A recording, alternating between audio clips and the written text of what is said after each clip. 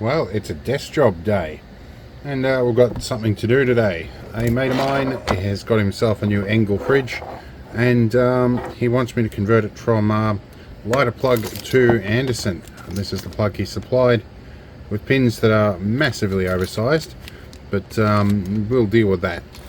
And you may hear air conditioning in the background. It's still way too hot for me to be outside, but that's the way Aussie summer goes, I guess.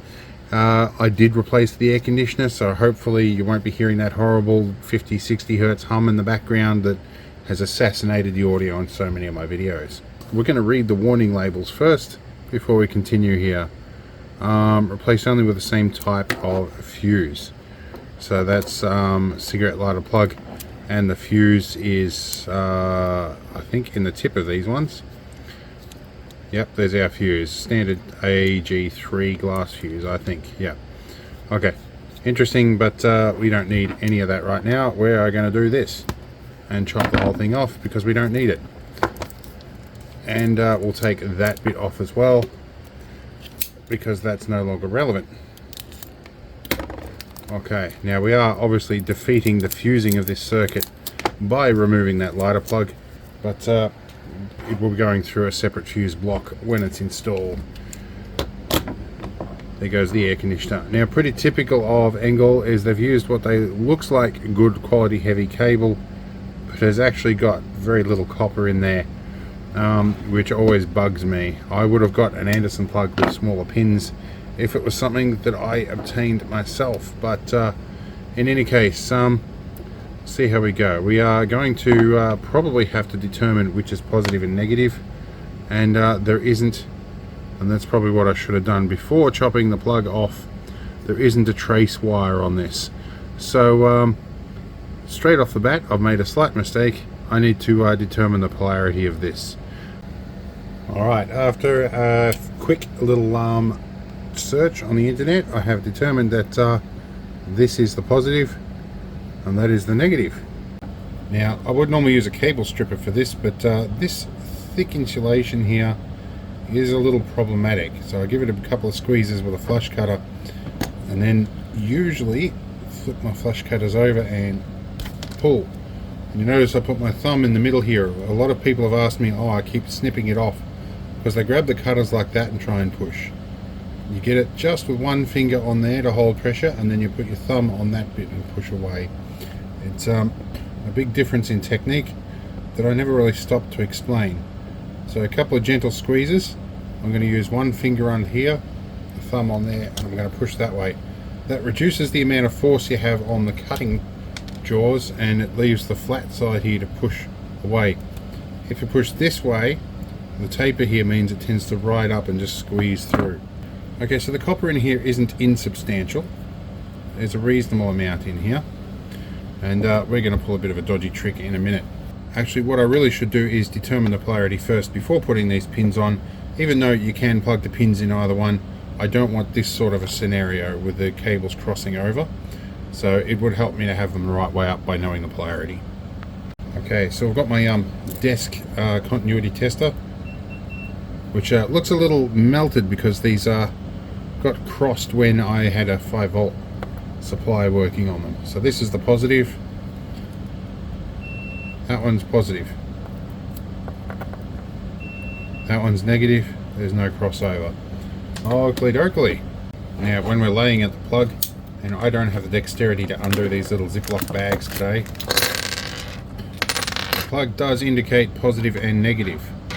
So looking at this, the pins need to go that way up for that position. So that would mean, so for that position, if we get our positive is on that side, so a negative needs to go that way. I'm going to do this. I'm going to turn these into a solder cup because there is this is like chucking a hot dog down a hallway in here. There's really way too much room, mostly because I don't have the right type plug on hand. Now whenever I go to solder a plug, people get in there and complain that like it's going to corrode out or it's going to bust under vibration and stuff like that. In my experience, that's never ever happened to me.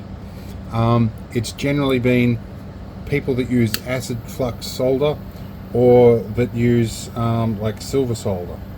So silver solder is very susceptible to vibration and fracturing, and acid core solder will eventually eat away at things. This is rosin flux core solder, and it's 60/40 tin lead. It seems to work quite well for the task.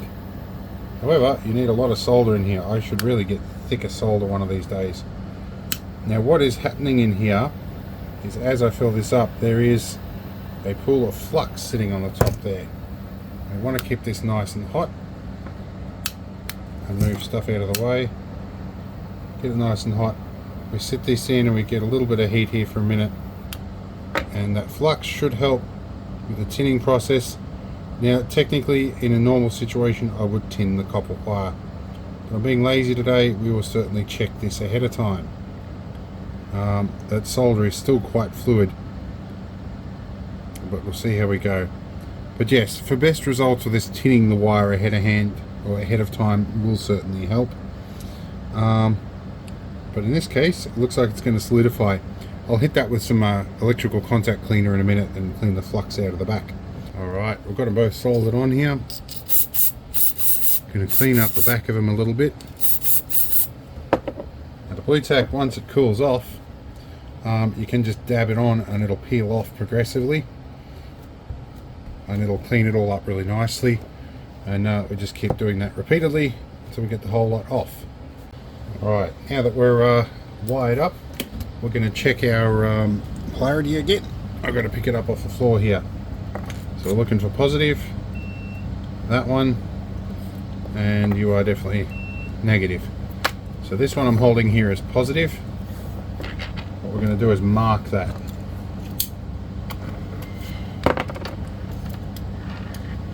Get a bit of this up. So that one is our positive. Put a little red mark around that. Alright, now we will triple check, because it is possible to forget halfway through, especially when I'm tired. Okay, now we should be able to put it in our Anderson shell. Take the sharp pointy thing away, and we're going to want a screwdriver of some kind. Helps the process a little bit. I would use a flat blade, but I tend to cut things off when I do that.